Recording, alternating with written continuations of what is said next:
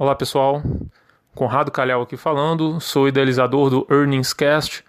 Obrigado por estar escutando as conference calls em nossa plataforma.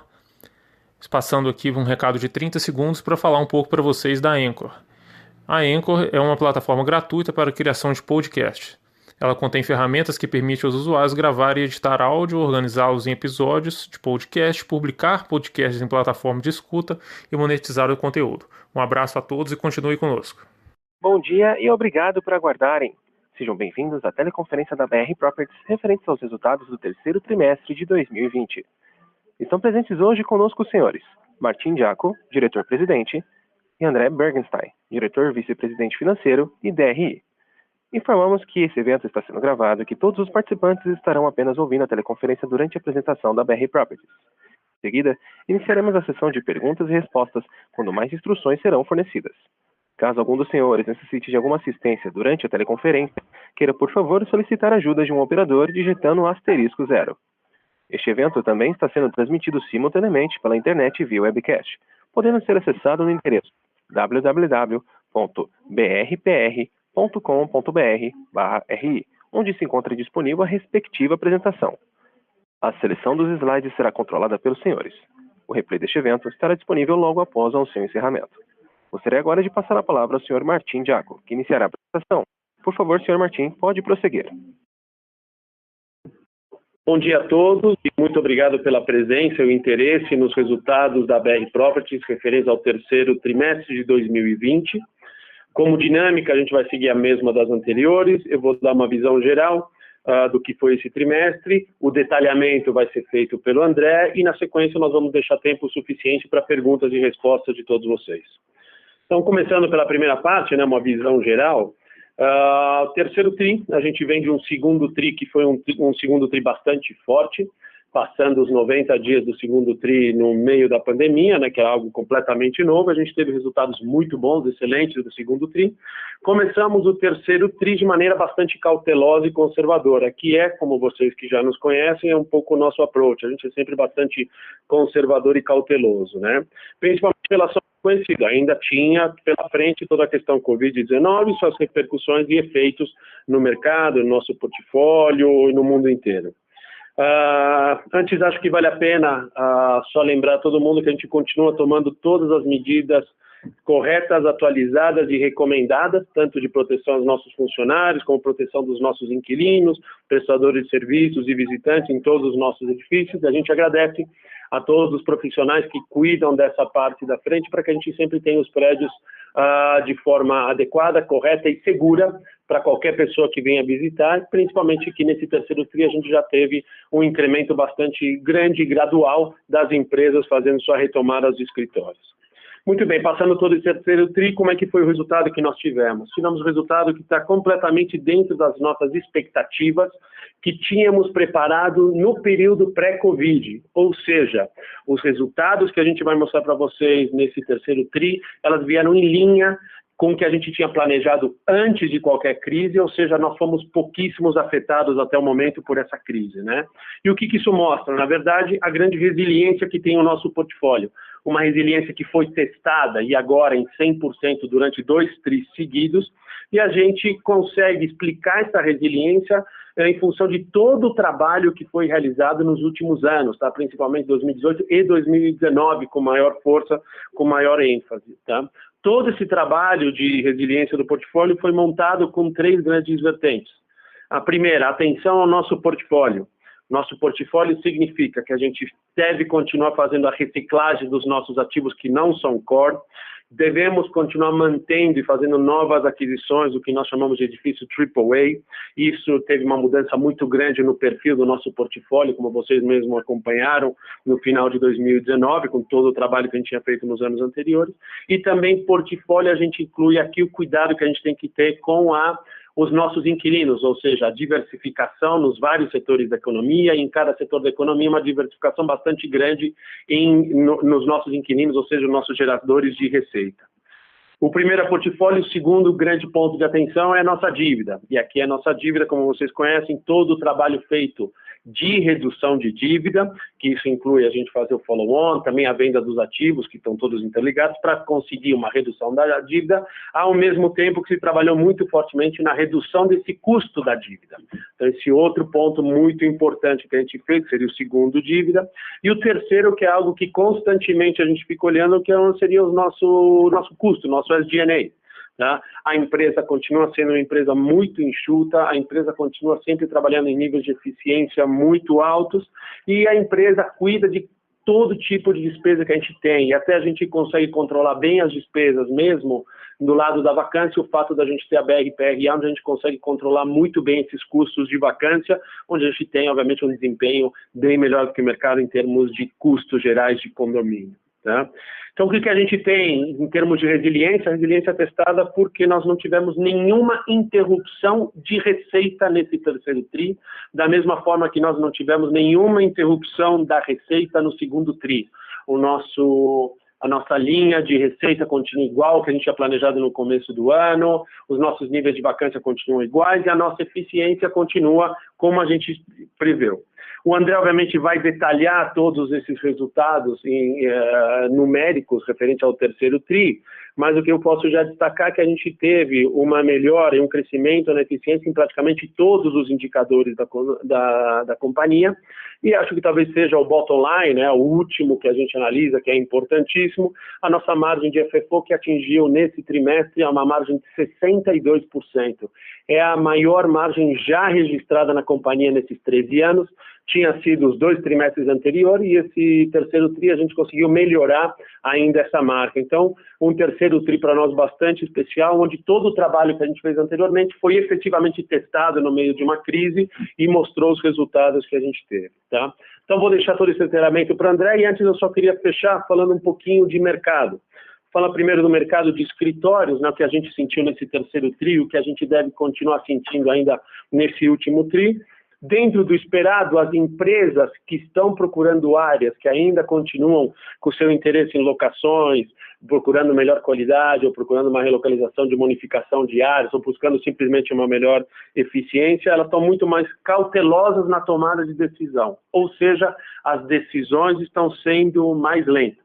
Por isso a gente nota, não só no nosso portfólio, mas no mercado em geral, um volume menor de novas locações, um volume baixo de novas locações, porque as empresas ainda têm que definir como vai ser o mercado deles, qual vai ser a área especificamente que vão precisar, o que eles vão precisar de adensamento, o que eles vão trabalhar com o home office. Então tem ainda uma série de premissas que essas empresas têm que definir. Então isso faz com que a velocidade das novas locações leve mais tempo do que esperada. Em contrapartida, as rescisões, como no nosso mercado, principalmente de AAA, tem aviso prévio muito grande, e, na verdade, as rescisões que aconteceram nesse período já estavam, na sua grande maioria, programadas, não só do mercado, como as nossas também, e as rescisões que tiveram efetivamente por conta do Covid, principalmente no AAA, o portfólio como o nosso, foram muito pequenas, né? Mas a partir do momento que você continua tendo essas rescisões, mesmo que elas estivessem programadas, mas você perdeu a velocidade das novas locações, o que a gente acredita é que vai ter algum descompasso ainda no mercado e isso vai causar com que a gente tenha um crescimento da vacância. O mercado em geral São Paulo, mesmo comportamento do Rio de Janeiro, que é um pouco o comportamento que a gente viu no nosso portfólio, embora o nosso portfólio é bastante marginal, né? Estamos falando aí menos de 1% aí de diferença que a gente teve, ou seja, ainda com um comportamento bastante bom. Agora, sobre essa demanda que a gente está falando, a demanda ainda continua muito forte. E ela até aumentou para os prédios AAA, os prédios que têm maior qualidade, São Paulo e Rio de Janeiro. E aí a gente conversando com os inquilinos, que é o que a gente faz todo dia, a gente chega à conclusão que existe uma mudança de mentalidade dos nossos inquilinos sobre o que é qualidade. O que eles consideram de qualidade hoje não é o mesmo que eles consideravam de qualidade no final do ano passado ou começo desse ano. A qualidade hoje vai muito mais em linha com o que a gente já vem falando há vários anos, que é não só o edifício tem que ter as especificações técnicas, mas é crucial que ele tenha uma prestação de serviços muito grande no entorno e no empreendimento, que ele tenha uma questão de transporte e acesso, né? Falando em transporte, a gente está falando de acesso, que ele possa ser acessado das mais variadas formas possíveis, e que tudo isso junto, a técnica, o serviço e o transporte, represente no empreendimento que tenha vida 24/7, ou seja, 24/7 mais a segurança, é isso que os inquilinos estão procurando hoje. Essa mudança no conceito, na mentalidade do que seria qualidade, ela é muito importante para a BR Properties. Por quê? Fica mais escasso essa procura por essa qualidade, ou seja, a qualidade que eles procuram está mais escassa do que estava anteriormente. Isso favorece os portfólios de quem tem AAA, como a BR Properties no nosso caso. E colocando dentro disso, né, os fundamentos, né, qual que é o estoque futuro que a gente vê em São Paulo e também no Rio de Janeiro, a gente vê que é um estoque muito pequeno, como a gente já vem falando e repetindo isso aqui já há muito tempo. Nos próximos anos, os estoques vão ser muito baixos, São Paulo e Rio de Janeiro, de qualidade. Ou seja, quem continua procurando área dentro do mercado está voltando cada vez mais para esses edifícios AAA. E é por isso que a gente tem um pipeline muito forte em 2 principais empreendimentos, que são onde estão concentradas as nossas vacâncias hoje. Na verdade, um que é o Ventura, que essa vacância a gente já tem pela consequência da própria saída da Petrobras, uma série de novas locações já foram feitas, mas a gente está com um pipeline muito forte, que a gente está vendo que continua avançando, não na velocidade que a gente gostaria, ou que estava previsto no começo do ano, mas continua avançando muito bem. E o Parque da Cidade, que ainda não é nem vacância, né, porque a gente ainda nem recebeu os edifícios, estão na parte final aqui de construção, mas que também tem uma demanda muito boa e muito forte, sem dar guidance nenhum, mas vocês acompanharam quando a gente falou que demanda e pipeline a gente tinha no Passeio no Rio de Janeiro, que pipeline a gente tinha no Manchete no Rio de Janeiro, que pipeline a gente tinha para o Plaza Centenário aqui dentro de São Paulo. Então, vocês sabem que efetivamente a gente tem um pipeline bastante robusto que segue em andamento. Tá? Então, o que a gente vê, o crescimento da demanda, ele cresceu para esse segmento de AAA, é uma questão agora de tempo até que essas transações comecem a sair. Tá?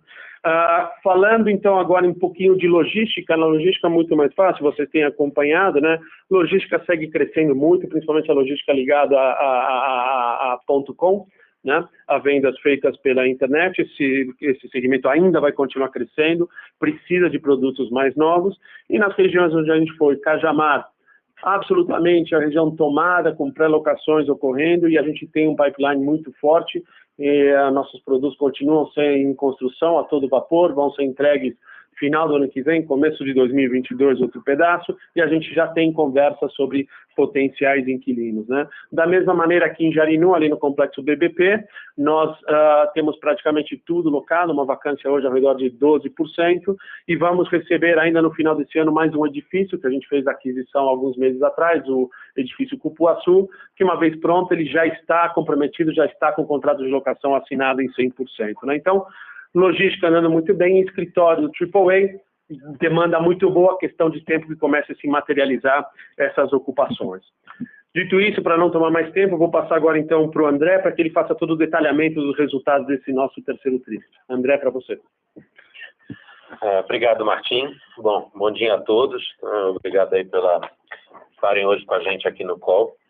Acho que o Martim já deu uma boa pincelada aí no começo. Eu vou dar uma destacada em alguns pontos aí relacionados ao desempenho financeiro da BR, né?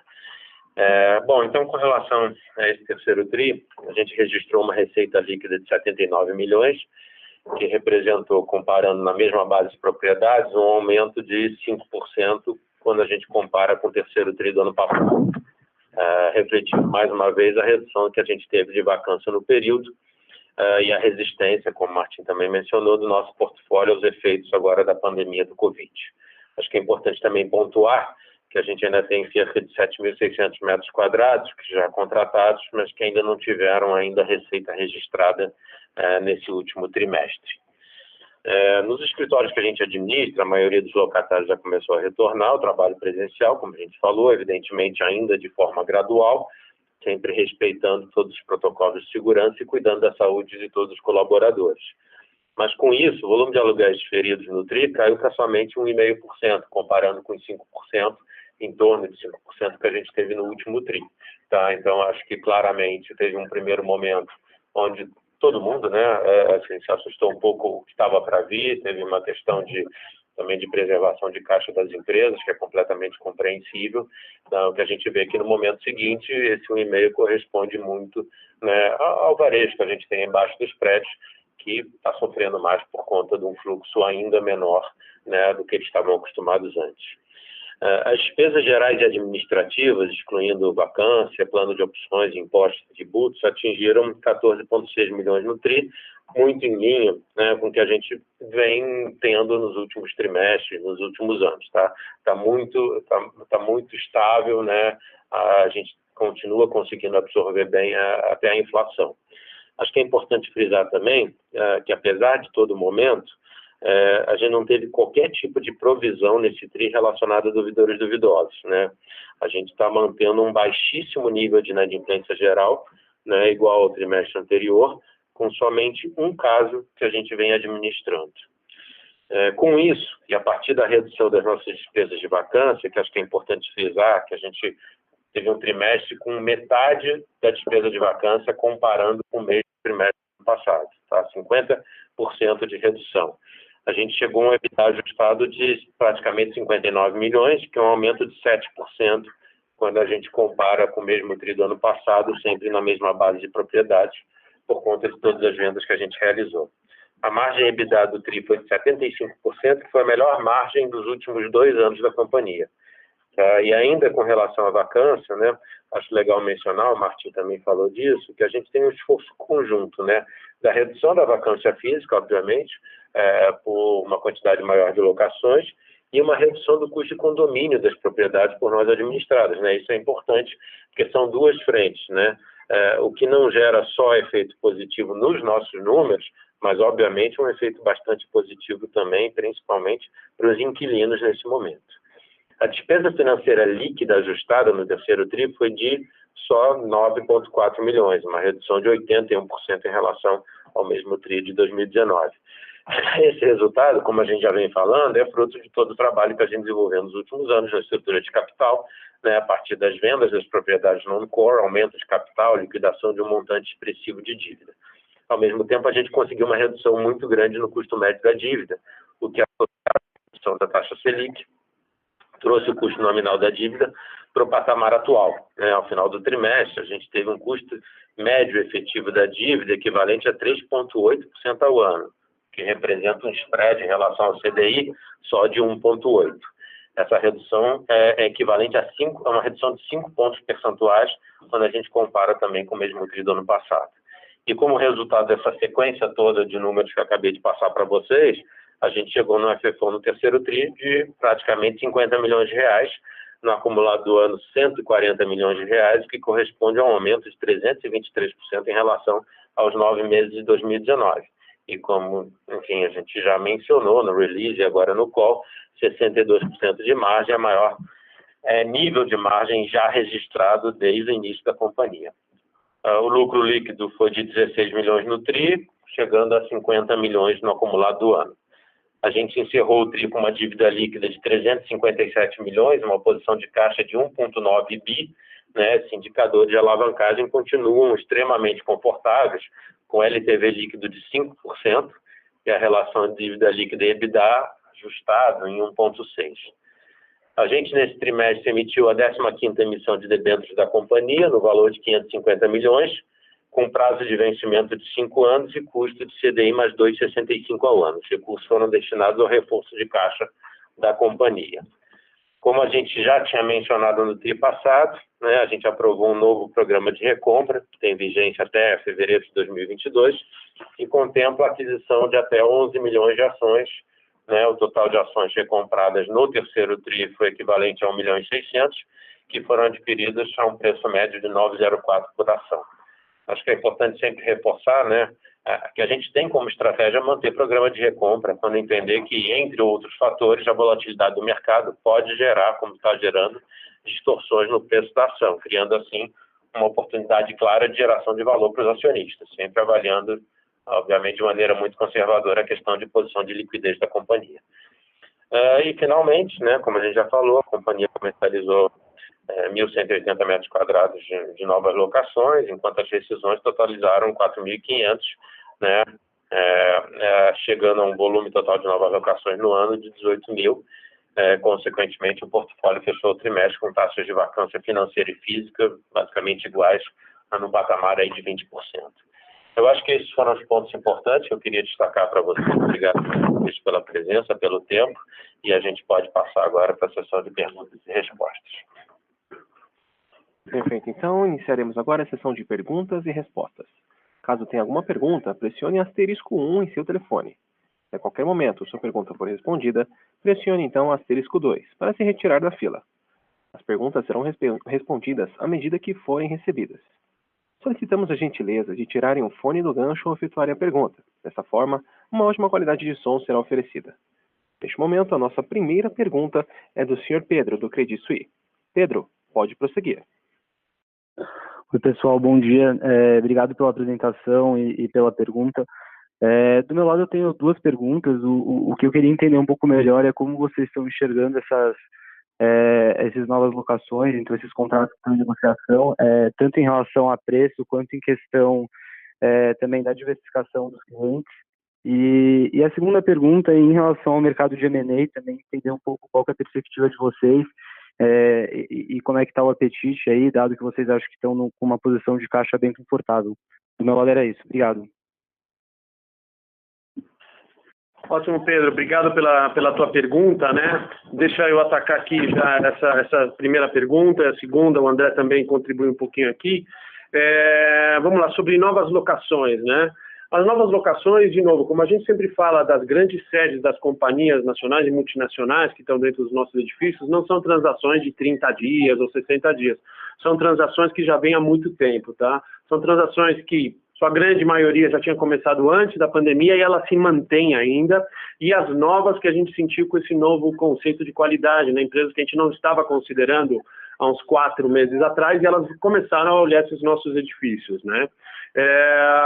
Essas locações, ela tem hoje uma grande discussão, não na parte comercial, mas sim na parte de área. Algumas empresas tiveram que aumentar a área que iam ocupar, outras resolveram diminuir. De novo, depende pelas estratégias de ocupação que cada companhia já tinha, o quão maduras elas já estavam em coworking, ou quão maduras já estavam em home office, ou quão maduras já estavam na questão de adensamento salutar, enfim. Tem uma série de pontos aí que é caso a caso que a gente tem que olhar, tá? Então, elas continuam em termos de valores, tá? Mantendo os valores que a gente vinha conversando no começo do ano, né? Principalmente quando você olha a nossa vacância, né? Você olha no Ventura, as condições continuam exatamente do que a gente tinha falado no final do ano para este ano, continuam iguais. E no Parque da Cidade, você lembra muito bem qual foi o nosso underwriting que a gente fez, que a gente comentou, ao redor de uns R$100, que seria o nosso underwriting. Aquela região chegou a crescer mais no final do ano passado e no começo desse ano, com prédios com média ao redor de 115, 120. Nós continuamos ainda dentro do nosso patamar ao redor de R$100, que é a nossa viabilidade e é o que a gente estaria hoje discutindo com esses inquilinos, né? E a segunda parte dessa tua primeira pergunta, referente à diversificação de clientes, isso é um ponto importante, né? Claro que, como vocês todos sabem, tem alguns setores que estão muito ativos, o setor financeiro muito ativo, o setor de tecnologia muito ativo, alguns prestadores de serviço muito ativos, o setor de energia continua, em geral, bastante ativo, né? Então, obviamente, esse pessoal tem demanda, naturalmente, que já vinha sendo identificada. Mas existe também demanda de outras companhias, entendeu? Que elas estão procurando hoje uma melhor eficiência. Talvez segmentos que não estejam tão bem do ponto de vista da economia, mas que elas tenham uma ocupação muito pobre, ineficiente e talvez maior do que o tamanho que deveria ser. Então, o que a gente começa a ver nesse último exemplo que a gente está dando, um pouco a volta do flight to quality que a gente tinha visto lá nos anos 17 e 18, né? Empresas que falam, bom, talvez eu não precise mais ocupar 5.000 metros, eu posso ir para 4.000 metros ou 3.000 metros, mas quero estar numa localização melhor, num edifício melhor. Então, são todos os setores que a gente vê atuando, alguns por a própria crescimento mesmo que estão tendo e outros por uma busca mesmo de qualidade e eficiência, né? E com essa eficiência, naturalmente, vem uma economia no ponto de vista, né? Tanto pela qualidade que ele aumentou e também por uma economia de redução de área ou de custos, como o André bem colocou, sobre a questão da BRPRA, custos de condomínio que a gente tem, né? Então, isso sobre novas locações e sobre M&A, eu vou te falar a primeira parte, a gente sempre continua com apetite, né? Mas sempre com a perspectiva de sermos oportunistas, só vamos comprar algo que faça sentido não só no preço, mas no timing de mercado, onde a gente consiga ter os upsides necessários, onde nos dê a rentabilidade necessária, onde a gente já tenha o financiamento necessário. Claro que estamos olhando, continuamos ainda com foco para novas aquisições em São Paulo, edifícios AAA, e na área de logística, naturalmente, a gente tem voltado o foco já desde o ano passado, mas naturalmente esse ano a gente continua olhando também de uma maneira bastante forte. Mas, de novo, sem pressa, sem compromisso nenhum de fazer essas aquisições, entendeu? Só se elas surgirem e efetivamente estiverem em linha com essa parte. Agora, nós temos esse caixa sim, mas eu passo até agora para o André, para explicar também que esse caixa, a gente já tem uma parte que ela já está comprometida do caixa, certo, André? Certo, obrigado, Pedro. Assim, a gente fez essa captação, a gente está com 1,9 bi em caixa, mas, assim, vocês sabem, a gente tem a aquisição do Parque da Cidade. Quando a gente fez a aquisição lá atrás, né, na promessa de compra e venda, a gente pagou cerca de 5% do preço, e agora, no momento da entrega, com todas as aprovações, todas as enfim, a parte legalizada e parte técnica também, tudo no checklist funcionando, a gente paga os 95% restantes. Esse número dá alguma coisa em torno de 1,3 bi. Tá? Então, a gente já tem um dinheiro carimbado para essa aquisição. Assim, a gente está desenvolvendo o Cajamar, então a gente continua, obviamente, com uma caixa muito confortável, mas, assim, parte desse recurso já tem um direcionamento certo. Tá ótimo, obrigado. Nossa próxima pergunta é do senhor Gustavo Cambaúva, do BTG Pactual. Gustavo, pode prosseguir. Oi, bom dia. Eu tenho duas perguntas aqui também. A primeira, vocês podiam comentar um pouco mais, né, separando talvez o mercado do Rio e São Paulo, como é que vocês estão de expectativa de preço de locação, né? Assim, só para contextualizar um pouco, acho que no início do ano tinha uma perspectiva boa de São Paulo crescer bastante, né, o preço de aluguel, e aí eu queria até entender como é que está sendo isso nas renovatórias de vocês, vocês de fato estão conseguindo subir preço, e até com o IGP alto, né, se de alguma maneira nesse momento, como é que vocês têm visto isso, se ajuda ou até se atrapalha assim, nas renegociações, esse repasse de inflação já tão alto. Então, como é que vocês estão vendo crescimento de aluguel em termos reais ou nominais? E no Rio, também, se vocês pudessem falar um pouquinho da dinâmica, né? A vacância no Rio, ela vinha caindo, mas está meio estável num patamar alto. Se isso, de fato, vocês acham que talvez num cenário econômico um pouco mais difícil, pode ser necessário, vamos dizer assim, dar um pouco mais de desconto no Rio ou não? Como é que está um pouco isso? E se eu puder fazer uma segunda pergunta, até pegando o gancho que o Martim comentou um pouco aí do Parque da Cidade, se pudesse falar um pouco como é que está de pré-locação e conversas iniciais, como é que tá fluindo isso, Martim, se você já tem algum update aí no Parque da Cidade que pode passar. Obrigado. Ótimo, Gustavo. Obrigado aí pela tua pergunta, né? Então, vamos lá, atacando as duas, né? Falar primeiro de preços, né? São Paulo e Rio de Janeiro estão muito parecidos como a gente percebe o comportamento em termos de valores, tá? E, de novo, com um disclaimer importante, olhando o nosso mercado, que é o mercado do AAA, dos edifícios interiores de primeiríssima qualidade, tá? Esses são os edifícios que, sim, tiveram no final do ano passado, né? Começou o enxugamento da vacância, tanto em São Paulo quanto no Rio de Janeiro. Vocês acompanharam o que aconteceu nos nossos edifícios, né? Passeio com 97% de ocupação, Manchete com 92%, né? A saída da Petrobras do Ventura, mas a gente colocando uma série de outras empresas não ligadas ao setor de energia, até dentro do empreendimento, empresas de seguro, empresas financeiras, empresas de tecnologia e assim vai, né? Então, esse era o comportamento, né? Então, existia no final do ano passado, no começo desse ano, um crescimento dos valores que estavam sendo praticados, tá? Então, existia toda uma perspectiva que novas locações talvez fossem melhores do que os valores praticados no final do ano passado. Quando veio essa pandemia, na verdade, a gente teve uma regressão. Olha, a gente não continuou tendo mais esse aumento e os preços meio que voltaram para os valores que a gente estava praticando já no final do ano passado, né? O comentário que a gente já fez aí sobre o Parque da Cidade. O nosso underwriting foi a 100, mas a região chegou a praticar a média de 115 e 120, tá? Hoje a gente continua no nosso 100, a gente está super feliz, está muito contente, tá? Mas a gente não está vendo hoje ainda espaço para retomar esse valor, tá? Mas é que é importante ressaltar que isso tem tudo a ver com uma questão de oferta e demanda.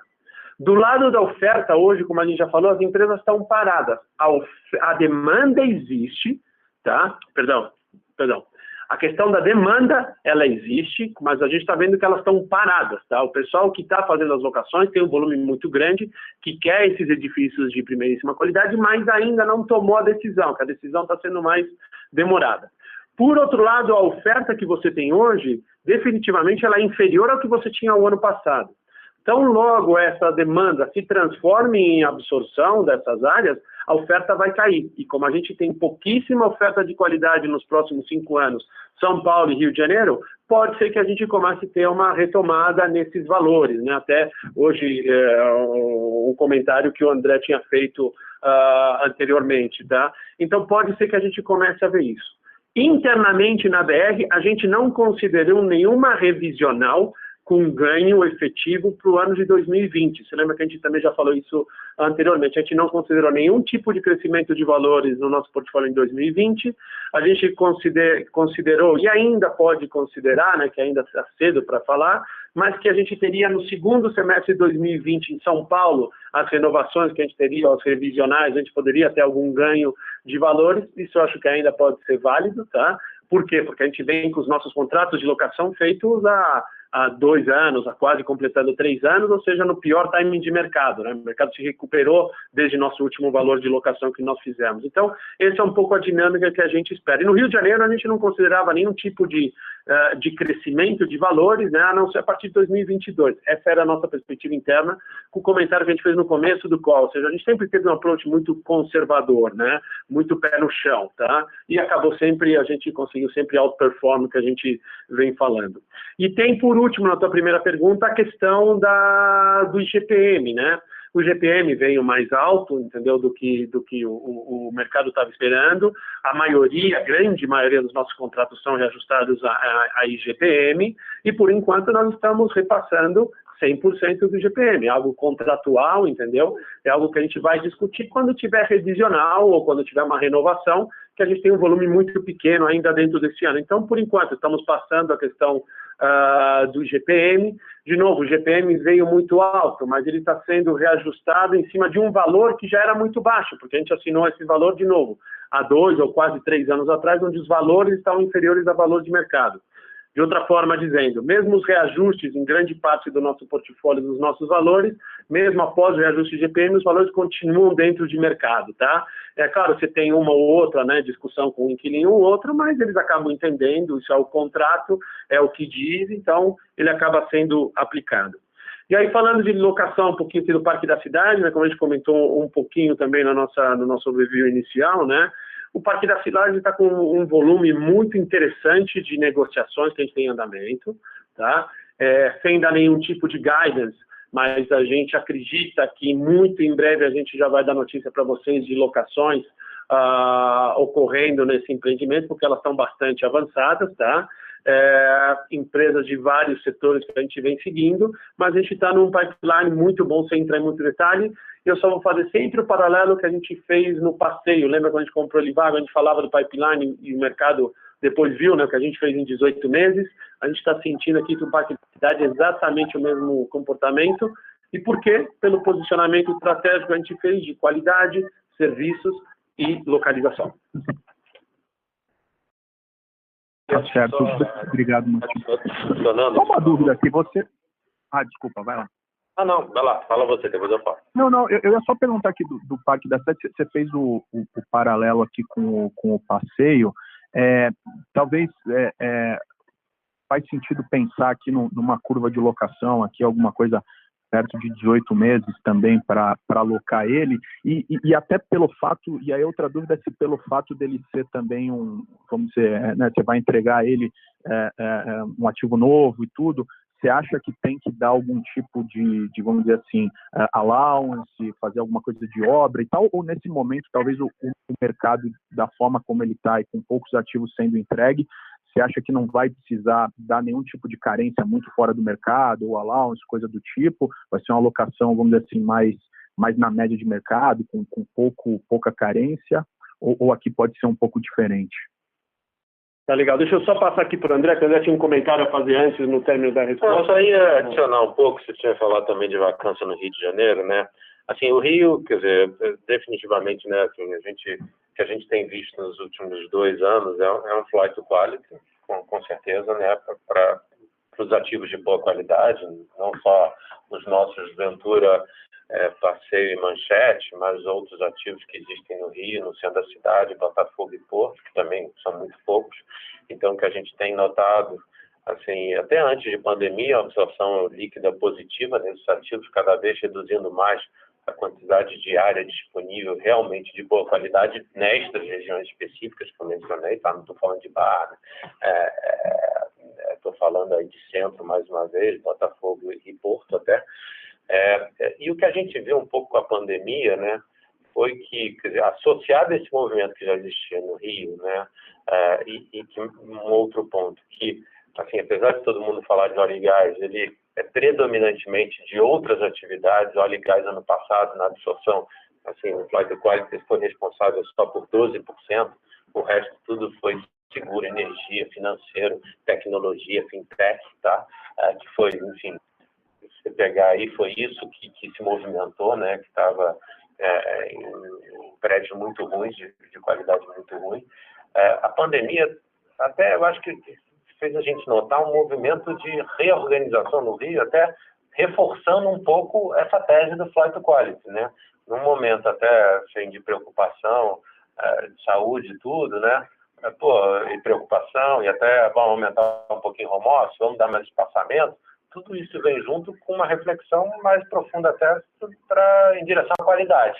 Então, é o que a gente tem reparado, tá? Movimentou mais, e isso só vai de encontro, enfim, a tudo que a gente vem falando em relação aos poucos ativos de qualidade nessa região do Rio de Janeiro. Então, assim, acho que só reforçando um pouco uma preocupação que todo mundo tem, assim, eu acho que preço é uma outra variável que o Martim falou, mas em ocupação, a gente está vendo um movimento muito legal, que até, quer dizer, fora o Flight to Quality que já existiu nos últimos anos, tá aumentando por conta dessa preocupação. O cara quer ir para um elevador que comporta 15, mas que nesse momento vai subir 5 no máximo, que ele fica confortável, e não no elevador que 5 é a capacidade máxima e o cara fica desconfortável, além do transporte, além do serviço, além de tudo isso, da localização.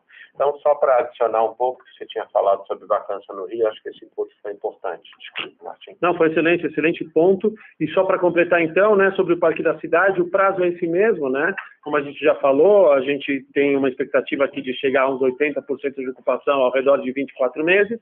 Pode ser mais rápido, pode ser um pouco mais devagar, mas 24 meses, 80%, a gente considera que é um volume perto do pipeline que a gente tem aqui muito factível de ser realizado. E a questão de allowance, né? A allowance a gente nunca tratou assim como um recurso que você dá para uma companhia apenas em troca que ela ocupe o teu prédio, né? Uma coisa é a locação, para nós é muito claro, e outra coisa é allowance, que se o inquilino quiser uma ajuda no seu CAPEX, esse CAPEX vai ter que ser remunerado de forma separada do aluguel, ele não está colocado. Então, se eventualmente um quiser, a empresa está capitalizada, a gente pode auxiliar, o que nos traz uma competitividade maior, né? Se tiver algum inquilino que queira talvez usar esse seu CAPEX, esse recurso que ele tenha para a atividade principal dele, não no CAPEX, uma operação a gente pode utilizar, mas obviamente vai ter uma contrapartida separada, tá? A gente nunca tratou de CAPEX como algo, um prêmio ou algo que a gente dê a custo zero para o inquilino. Tá ótimo, obrigado, bom dia. Obrigado, bom dia. Obrigado, tchau. Nossa próxima pergunta é do senhor André Mazzini, do Citibank. André, pode prosseguir. Oi, bom dia, Martim, André, obrigado pelo call. A primeira pergunta falou no ponto do IGP, né? Enfim, está muito alto, né? O IGP, nos últimos 12 meses, deve estar lá nos seus 20%. Então, a boa notícia é que o Martim já falou que vocês têm conseguido passar, sim, até agora, esse IGP mais alto, o que é ótimo. Mas, olhando para frente, o IGP, se ele continuar alto como ele está, para alguns clientes que talvez não consigam e tenham um pouco mais de poder de barganha, já tem um aluguel mais alto, né? Que não seja muito fora de mercado, esse 20%, se ele for alto para esses clientes em particular, o que vocês poderiam usar como uma barganha para o lado de vocês, né? Eu pensaria em talvez aumentar o prazo de locação, então vocês não passam 20%, mas aumentam exatamente alguns anos de prazo de locação, então aumenta uma multa por término de contrato. Esse tipo de coisa faz sentido? Isso entra numa negociação de revisional ou é só realmente preço de aluguel e esses outros parâmetros estão meio que fora? E a segunda pergunta sobre rescisões de vocês foi bem controlada ali, 4.500 metros, né? Eu acho que uma parte, eu acho que a Cinep já tinha anunciado, outra parte era uma indústria de viagem, né? Uma empresa da indústria de viagem que está sofrendo bastante, mas se pudessem falar do mercado em geral, muita gente no começo da pandemia com medo de rescisões por companhias diminuindo o footprint, por home office, etc. Me parece que isso não está sendo o caso, né? Nem para vocês, nem para o mercado. Então, o que vocês estão vendo no mercado? Quem está devolvendo área, eventualmente, essas indústrias afetadas pontualmente pela pandemia, como viagens, por exemplo? Ou vocês acham que é algo um pouco mais generalizado mesmo da empresa econômica desse ano? E, por último, se me parece que não, mas esse movimento de home office realmente não tá batendo em devolução. Vocês concordam com isso? Obrigado. Ótimo, Mazini. Obrigado aí pelas perguntas, né? Então, vamos lá, por dólar. A questão do GPM. O GPM a gente está repassando. O GPM é uma questão contratual de 12 em 12 meses, né? A lei diz que tem que ser passada, então a gente passa, né? Para corrigir eventuais distorções, né, ou discrepâncias nos valores de locação, seja para mais ou para menos, a lei permite que de 3 em 3 anos seja feita esse reajuste a valor de mercado, ou quando o contrato se encerra, que seria uma renovatória, você tem, obviamente, toda uma discussão de valores, né? Então, o ponto agora não é questão se o GPM vem alto ou se ele vem baixo. Claro que ele está alto, né? 20%, ninguém estava contando com isso, né? A questão é muito mais se esse 20% no valor, quando vai ser registrado, esse valor final, ele fica dentro ou fora de mercado. Acho que essa é a grande discussão que você tem. O valor final, depois de um reajuste, ele fica dentro ou fora do que é o mercado. Tá? Ele ficando dentro do mercado, entendeu? Não tem o que se discutir, entendeu? Tem que se aplicar da mesma maneira a lei e pronto. Que é a grande, assim, absoluta maioria que a gente tem dentro do nosso portfólio, por quê? Grande maioria dos nossos contratos foram assinados há 2, quase 3 anos, como a gente já falou, e eles vêm de valores de locação iniciais muito mais baixos, né? Que mesmo com esses reajustes acabam ficando dentro dos valores que são praticados hoje nesse segmento que a gente tem de AAA, né? Então, acho que esse é um primeiro ponto, por isso a gente está conseguindo repassar. Claro que você pode ter um ou outro caso onde esse valor leve o aluguel para muito acima do que seria o valor de mercado, que mesmo assim a gente costuma repassar e aguardamos o terceiro ano ou uma renovatória para que a gente discuta esse valor. Agora, podem ter dentro desses casos alguns mais específicos onde a gente perceba que a companhia, olha, efetivamente essa companhia talvez está num segmento mais complicado, mais difícil, e aí sim a gente pode até sentar para tentar encontrar uma solução, e essa solução recai não só numa discussão de valores, né, que a gente até insiste muito nisso, né, o pessoal fala sempre de valores, mas esquece de outros pontos importantes do contrato, né, tão importantes quanto valores, né, são também as suas cláusulas de rescisão, aviso prévio, multa, devolução dos benefícios dados, garantia, né, garantia, só fazendo um parênteses, né, um trabalho muito bom que a companhia fez. A gente viu que nesse período aí que a gente teve de todas as pandemias, nos últimos 6, 7 meses, a gente não deu nem descontos e não demos carências. Nós demos, na verdade, diferimentos. Só que todos esses diferimentos tinham em contrapartida uma garantia, na grande parte, fianças bancárias, né? Ou seja, com risco muito baixo. Então, naquelas que a gente for fazer algum tipo de negociação, que, de novo, são aquelas que o valor pode ter ficado fora e essa empresa ainda está com algum tipo de problema pontual no mercado dela, etc., etc., essas discussões que a gente vem a fazer, não é só o valor que a gente vai falar, a gente vai ter contrapartidas, aumenta o prazo do contrato, melhora a garantia, aumenta as multas de rescisão, eventualmente se rescindir anteriormente, os benefícios dados têm que ser todos pagos de volta, então você vê isso caso a caso, tá? Não dá para traçar uma regra de como você vai atuar, mas por enquanto a gente está conseguindo passar, os nossos valores estão dentro do que seria valor de mercado, por isso a gente não está tendo maiores dificuldades em passar de GPM. E, obviamente, sempre tem um ou outro que vai discutir, né? Porque ninguém estava contando isso dentro do seu orçamento, mas é o contrato e tem que ser praticado o contrato, né? Não, só, imagino, tudo bem, só, André, aqui, só botando um outro ponto, que acho que em benefício, assim, de todos os investidores, eu estou vendo que tem muita pergunta vendo aí pela internet. sobre essa questão do repasse do IGPM, para o melhor entendimento de todo mundo. Eu acho que está claro para todo mundo que assim, o reajuste é feito sempre a cada 12 meses após a assinatura do contrato. E, obviamente, como os contratos são assinados ao longo do ano, né, cada mês você tem uma série de inquilinos e contratos onde a gente aplica o reajuste. E aí, obviamente, dependendo do TRI, você pode pegar um TRI com mais contratos sendo reajustados ou um TRI com uma menor quantidade de contratos reajustados. Tá? Um outro ponto é que tem uma defasagem, né? Então, para dar um exemplo para vocês, né? Aqueles contratos onde a gente reajustou o faturamento de julho, né, foi 7,31, em agosto 9,27, em setembro 13,02, né? A gente está muito na cabeça com 20%, mas nem o 20 nem o 17 entraram nesse TRI, porque o IGPM sai no final do mês, a gente já emitiu e até contratualmente o combinado, quer dizer, este, né? Então tem esse aspecto também.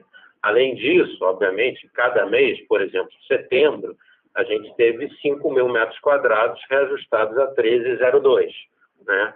Em agosto, 14 mil metros quadrados a 9,27. Em julho, 32 mil metros quadrados a 7,31.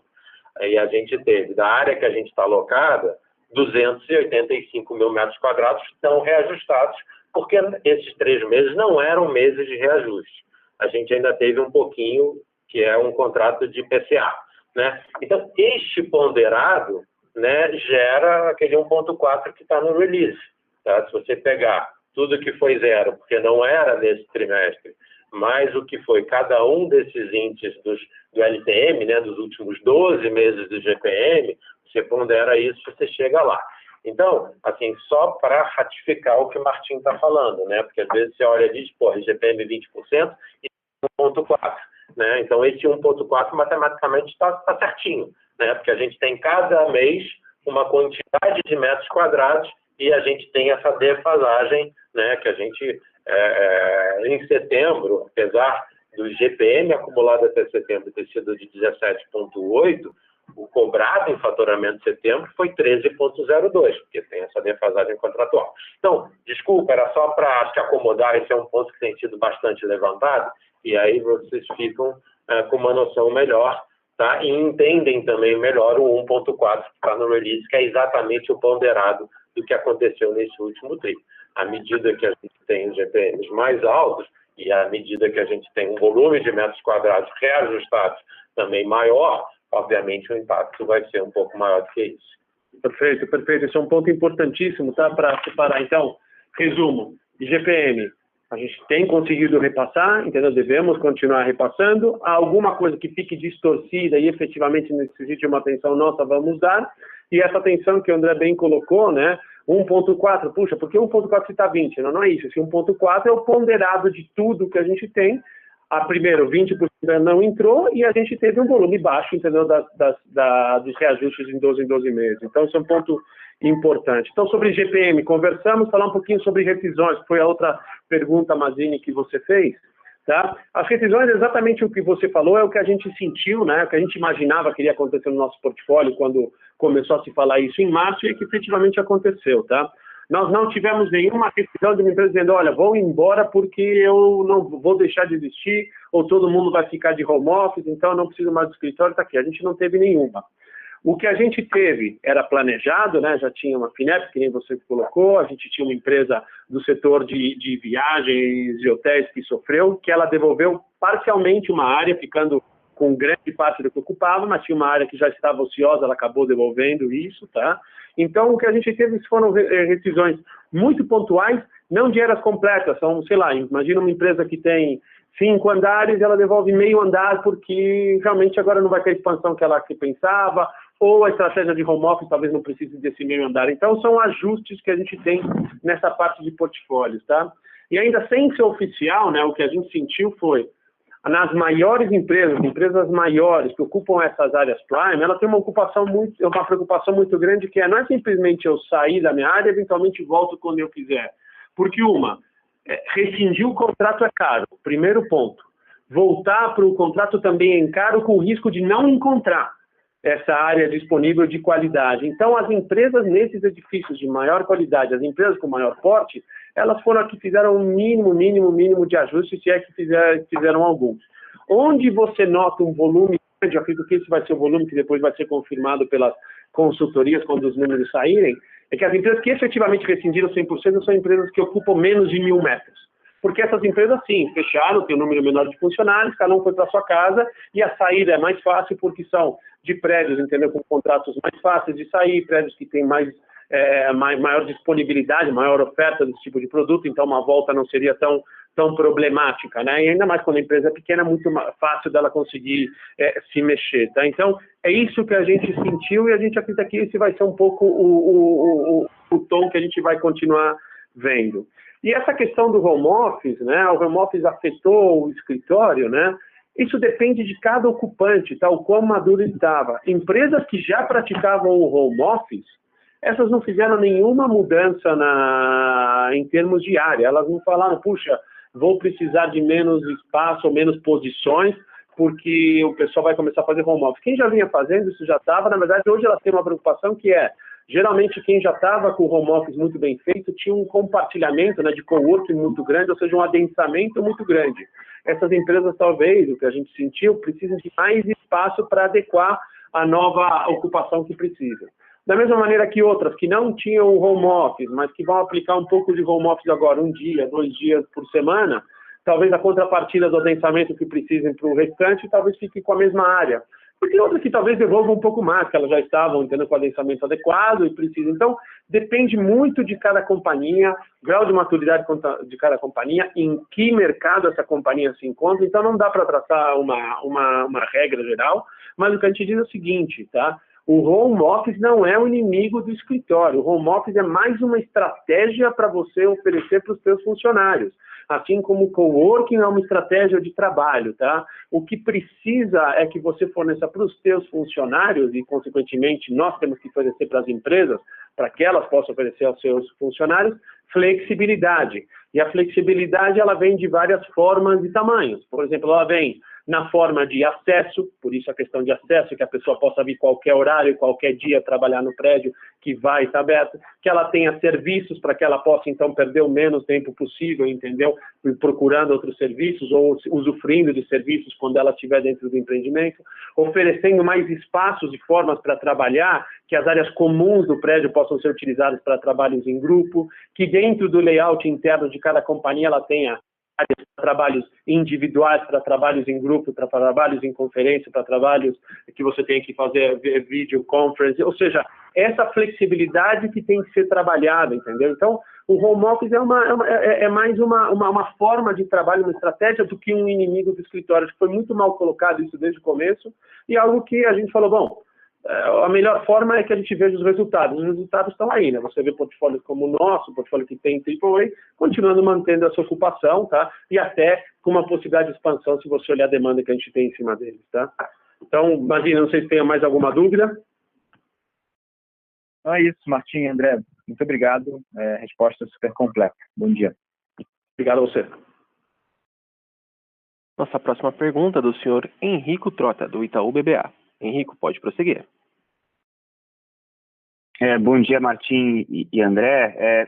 Acho que a primeira pergunta, acho que vocês já falaram bastante do IGPM, né? Acho que o ponto do André também foi muito importante, né? Você ainda não consegue ver no indicador lá de aluguel metro quadrado mês das mesmas propriedades, o reflexo completo do IGPM, né? Dado que vocês ainda têm contratos aí para revisionar aí ao longo dos próximos tris. Vocês conseguem falar para a gente, assim, de fato, quanto que tem para revisionar no próximo TRI, nos próximos 6 meses, para a gente conseguir ter uma ideia de como que vai se comportar essa métrica, né, esse aluguel por metro quadrado mês das mesmas propriedades? E aí também, se vocês pudessem quantificar, assim, vocês falam que boa parte dos contratos estão conseguindo passar o IGPM, mas, assim, qual que é o percentual dos contratos que, de fato, vocês vão conseguir passar o IGPM full, né? Então, só para a gente puder clarificar esse ponto. E a segunda pergunta, acho que vocês falaram bastante de demanda, né, e aí um pouco o comportamento aí, né, dos locatários. Eu queria entender, assim, resumindo tudo, se o pior já passou aqui quando vocês olham o portfólio hoje em termos de move-out, né, em termos de locatário devolvendo área, ou de fato para frente, assim, mesmo com uma demanda ainda um pouco incerta e um pouco mais cautelosa, se de fato a gente deveria começar a ver a vacância cair de novo, né? A gente também viu que o aluguel diferido caiu bem, comparado aí com o último TRI, né? Então também se você pudesse falar se vocês esperam zerar esse aluguel diferido aí já no próximo dia, ao longo dos próximos 6 meses também. Obrigado. Tá joia, Trota. Obrigado pela tua pergunta. Deixa aqui a gente responder. Acho que GPM é isso mesmo, né? A gente já tocou e você mesmo completou, ou seja, acho que já a gente abarcou sobre essa parte aqui. Agora a pergunta de quanto a gente acredita que vai repassar, hoje a gente trabalha com o cenário que a gente vai repassar 100%, tá? É contratual, né? 100% que a gente vai fazer. Pode ser que a gente tenha um ou outro, mas vai ser muito pontual. O nosso cenário é que a gente vai repassar 100% da inflação, tá? E em termos do que a gente tem por TRI, né? Vai gerar de novo, como o André bem colocou, de 12 em 12 meses é reajustado. Imagina que a gente tem os contratos assinados de uma maneira bastante linear ao longo do ano, então de 20% a 25% dos contratos por trimestre é o que a gente vai trabalhar, tá? E aí, obviamente, depende do tamanho dos contratos, tá? Para saber, entendeu? Uma coisa é um contrato que tem 1.000 metros, outro de 10.000 metros, isso tem que ver caso a caso, mas seria numa média, seria entre 20% a 25%, tá? E com relação à demanda, você está falando da demanda de ocupação, correto? Era a tua última pergunta?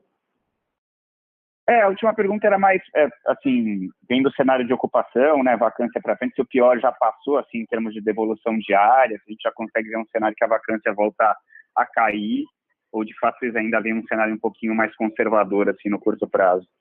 Olha, nós somos sempre mais conservadores, tá? Nós somos conservadores, nós somos otimistas do ponto de vista que a gente sabe que operacionalmente a gente vai fazer tudo o que for preciso, mas a gente é muito conservador com como o mercado vai reagir. A gente sempre foi assim e vai continuar sendo. Então, falar que recentemente o pior já passou, daqui para frente é só mar de rosas, não. A gente acha que isso seria imprudente colocar isso.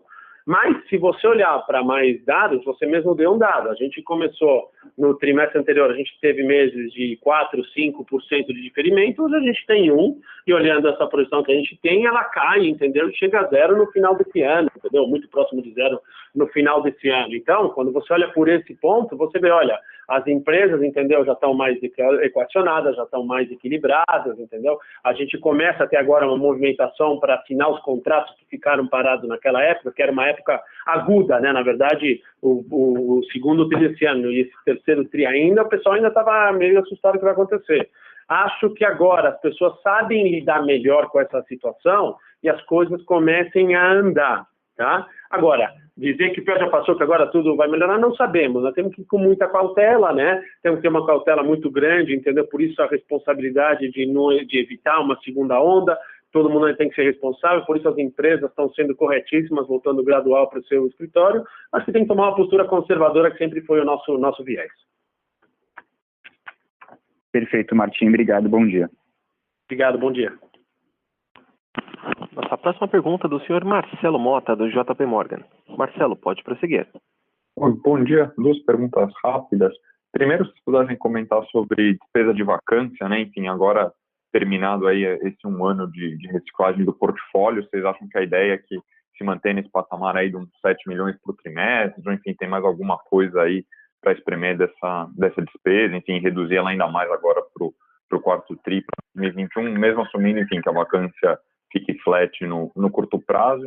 E a segunda pergunta, enfim, um pouco teórica, enfim, se a gente pensar qual o volume das empresas de vocês já voltaram a operar quase normalmente, né? Então, pensando para shopping, a gente fala muito, né, no tráfego, como é que estão esse retorno, e para o portfólio de vocês, para entender, enfim, se mais da metade das pessoas que circulavam no prédio estão circulando de novo, para entender qual que seria o ponto do normal que as empresas voltariam a assinar esses contratos, né? Então, pensar o cara que está demorando aí para reassinar essa nova área que ele quer no parque da cidade, em algum lugar, se talvez teria alguma métrica de volta de volume para os edifícios, poderia servir de um guidance aí para a gente acompanhar e tentar ver quando a gente está chegando perto desse normal.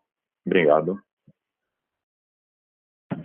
Oi, Mota, André, tudo bem? Com relação à vacância, assim, eu acho que, assim, do ponto de vista de redução de custo por metro quadrado de condomínio, eu acho que Assim, é nosso trabalho diário aqui, principalmente da BR-PRA, trabalhar assim, com esse objetivo, né? E a gente está sempre buscando isso através da automação, de eficiência, né? Em eletricidade, desculpa, em energia, em consumo de água, todas essas coisas, nos prestadores de serviço que a gente contrata, né? Tentando reduzir o custo.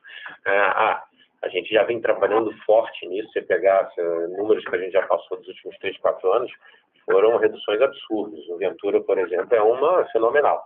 Então, sempre a gente vai buscar, mas dificilmente vai ser, quer dizer, a mesma grandeza que a gente teve até hoje. Então, pode considerar alguma coisa mais marginal sempre ao longo do tempo. Eu acho que sempre prédios novos a gente tem mais espaço para fazer isso do que prédios que já estão na carteira há algum tempo. Tá? O restante vai ser, quer dizer, relação direta com a vacância, né? Assim, à medida que tem um saindo, aumenta um pouco, obviamente tem prédios um pouco mais caros que outros, à medida que está entrando vai reduzindo, mas obviamente nosso objetivo 0, 1, 2, 3, 4, 5 aqui é reduzir vacância, então nosso objetivo é daí para baixo, à medida que, principalmente agora que a gente está começando a ver um pipeline mais robusto, né, e as empresas conseguindo perceber melhor como é que as coisas vão dar daqui para frente, conversando mais com a gente sobre potenciais novas contratações.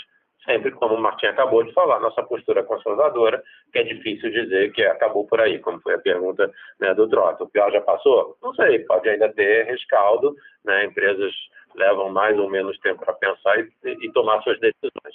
Mas eu acho que, assim, é mais ou menos por aí, tá? E a outra parte da tua pergunta, Malta, que foi a questão da volta das empresas, né? Na verdade, o que a gente tem? As empresas, na verdade, elas estão todas de volta.